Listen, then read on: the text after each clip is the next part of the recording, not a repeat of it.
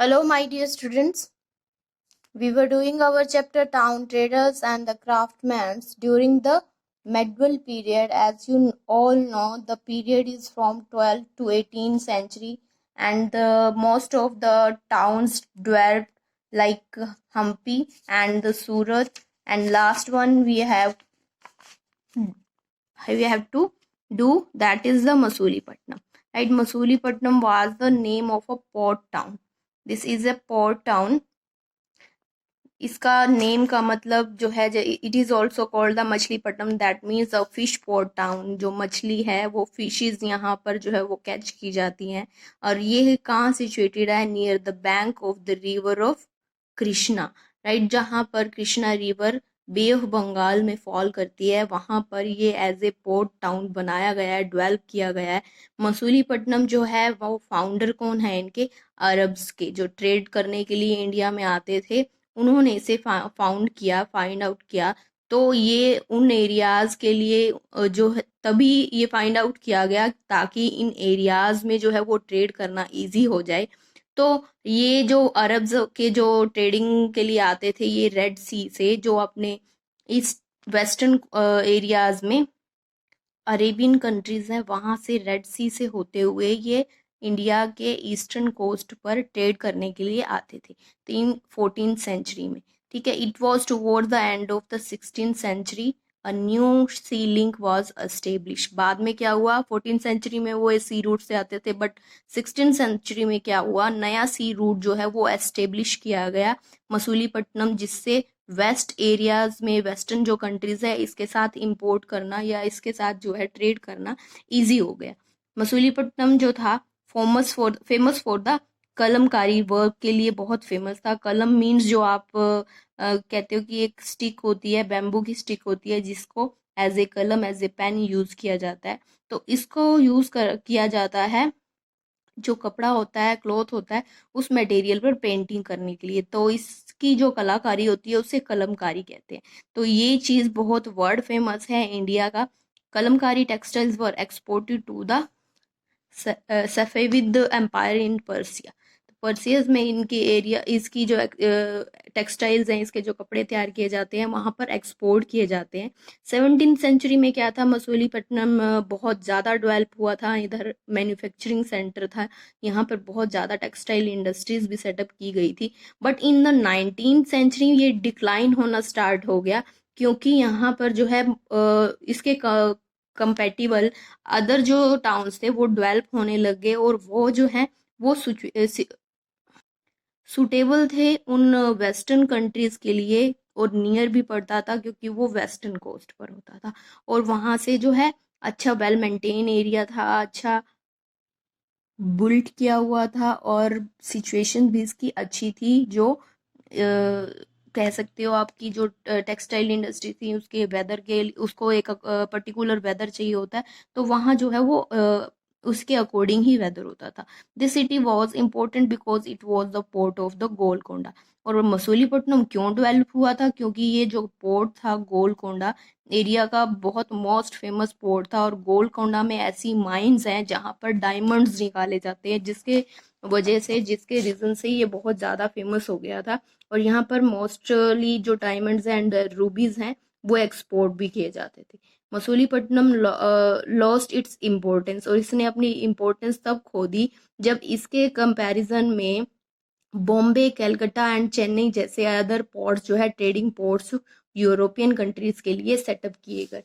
तो जो ये पोर्ट था, फिश पोर्ट, जिसे मछलीपट्टनम या मसूलीपट्टनम कहते थे, ये बाद में डिक्लाइन क्यों हो गया? पहले इसे जो है ईस्ट इंडिया कंपनी ने जो है एज ए ट्रेडिंग के लिए यूज़ भी किया, बट बाद में ये जो है अपने डिक्लाइन की ओर गया, क्योंकि ये बहुत जो है बिल्ट जो किया गया था वो वॉर सिचुएटेड था।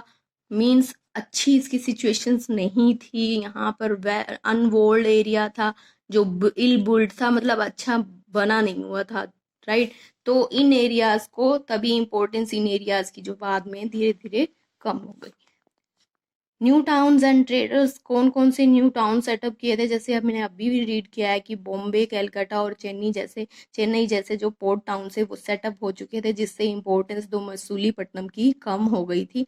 तो स्टार्टिंग में इन 16 एंड 17 सेंचुरी में क्या हुआ, ये यूरोपियन जो ट्रेडर्स थे उनको यहाँ के इंडिया के जो मोस्टली स्पाइसेस और टेक्सटाइल इंडस्ट्री थी, उन्होंने यूरोपियन लोगों को काफ़ी अट्रैक्ट किया था। And the English, Dutch and the French जो थे, वो गवर्नमेंट वांटेड टू, वो अपना व्यापार, अपनी एक्टिविटीज़ जो है वो ईस्टर्न एरियाज़ में बढ़ाना चाहती थी। दैट्स वाई वो उन्होंने स्टार्ट किया यहाँ से ट्रेड करना।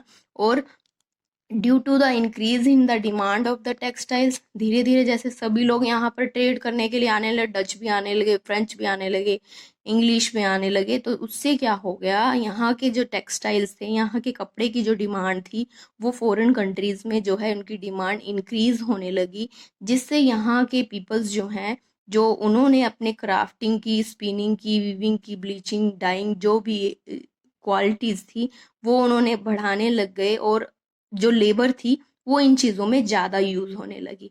तो इससे क्या हुआ, लोग एक दूसरे पर डिपेंड होना स्टार्ट हो गए। अगर उनको किसी चीज़ का वर्क कराना है, स्पिनिंग करानी है, वीविंग करानी है, तो वो एक दूसरे लेबर के लिए डिपेंड हो गए। तो इससे डिपेंड होने से उनकी इंडिपेंडेंस जो है वो कम हो गई। ठीक है, craftsman as they had to weave clothes as per the demand of the European agent, क्योंकि पहले जो जो डिमांड थी उसके अकॉर्डिंग वो अपना वर्क कर लेते थे, बट बाद में जैसे ही डिमांड ज़्यादा बढ़ने लगी, तो उन्होंने क्या किया, बहुत सारे लेबर जो है वो इसके साथ जुड़ने लगी। लोगों ने अपनी जो है आर्ट में, क्राफ्ट में इंटरेस्ट दिखाना स्टार्ट कर दिया। This period also saw the rise of the three important cities. कौन कौन सी सिटीज़ जो है वो डेवलप हुई थी, वो बॉम्बे, कलकत्ता एंड मद्रास, जिसे चेन्नई भी कहते हैं। The European setup areas called, जो यूरोपियंस ने इन एरियाज को जो सेटअप किया उसे ब्लैक टाउन्स भी कहते थे इन सिटीज़ को। The craftsman, the artisans were the moved into these areas to work and live here. तो क्राफ्टमैन क्या हुए, नियर अबाउट एरिया से शिफ्ट करने लगे इन सिटीज की ओर, और अपने जो है टैलेंट जो है वो इनमें इंक्रीज हो गया उनका, कि क्राफ्ट्समैन बढ़ गए, आर्टिशियंस इस साइड आने लग गए। The Europeans on the other hand occupied the, इस और साथ साथ यूरोपियन ने क्या किया, कई जो ऐसे आलिशान उनके रेजिडेंट एरियाज थे, जो विलियम संत उनके फोर्ट पर उन्होंने अपना अधिकार कर लिया। जैसे एग्जाम्पल है संत विलियम का इन कैलकाटा में, फोर्ट संत जॉर्ज का इन मद्रास में, उन्होंने अपने अंडर ले लिया, ऑक्यूपाइड कर लिया यूरोपियंस लोगों ने। तो इससे क्या हुआ, वो पूरी तरह से उनका ही राइट हो गया इन एरियाज में, चाहे वो फिर ट्रेड करें या फिर वो यहाँ पर अपना रेजिडेंस बनाए। ठीक है, अगर हम एक छोटा सा एग्जाम्पल लेते हैं, तो आपको जो क्रिस्टोफर कोलंबस थे, जो वास्को डी गामा थे, दोनों जो भारत आए थे, सबसे पहले वास्को डी गामा ही थे जो पुर्तगाल सेलर थे, जिन्होंने यहाँ का एरिया का जो सी रूट से होते हुए सर्च किया था कि इंडिया का कोस्ट जो है वो इतनी डिस्टेंस पर मिलता है, और वाया कहाँ से सी रूट से हमें जाना है इंडियन ओशन की साइड। तो उन्होंने जो है अटलांटिक ओशन और अफ्रीकन कोस्ट पर उन्होंने एक बार स्टे किया, और फिर उन्होंने अपनी दोबारा से कंटिन्यू की और इंडियन ओशन को उन्होंने पार किया। This his first journey took more than 1 year, right, 1 साल तक उन्होंने अपनी जर्नी स्टार्ट की। He reach the then he reach the Calicut. तो इंडिया के कोस्ट पर 1498 में कालीकट के जो कोस्ट है वहां पर उन्होंने वो पहुंचे, एंड फिर वो वापस चले गए to the capital of the Portugal. After his success, उसके बाद क्या हुआ कि जो रूट्स थे प्रूव टू बी प्रॉफिटेबल। तो उन्होंने जब फाइंड आउट कर लिया इंडियन कोस्ट को, इंडियन ओशंस को, तो बाकियों के लिए जो इंग्लिश थे, डच थे, फ्रेंच जो नाविक थे, उनके लिए ये एरिया, ये रास्ता जो था वो प्रॉफिटेबल हो गया, उनके लिए आना जो है फिर इजी हो गया। ठीक है, the search for sea routes in India led to another discovery. फिर एक नई डिस्कवरी क्रिस्टोफर कोलंबस ने, जो इटालियन सेलर्स थे, इटालियन नाविक थे, उन्होंने डिसाइड किया sail westward across the Atlantic oceans. ठीक है, उन्होंने वेस्टवर्ड वाली साइड, वेस्टर्न साइड जो थी अटलांटिक ओशंस को क्रॉस करते हुए नया रूट जो है वो फाइंड आउट किया, जो दूसरी सी रूट से जाता था। ही landed in the West Indies, उन्होंने क्या 1498 में वेस्ट इंडीज पर गए। And the sellers Spain and Portugal were close behind him, और धीरे धीरे बाकी जो नाविक थे वो उन्हें फॉलो करते रहे, कि स्पेन और जो पुर्तगाल से वो उन्हें फॉलो करते रहे, और बाद में वो उनसे भी आगे निकल गए, कि large part of the centre and south America often destroying earlier settlements in the area.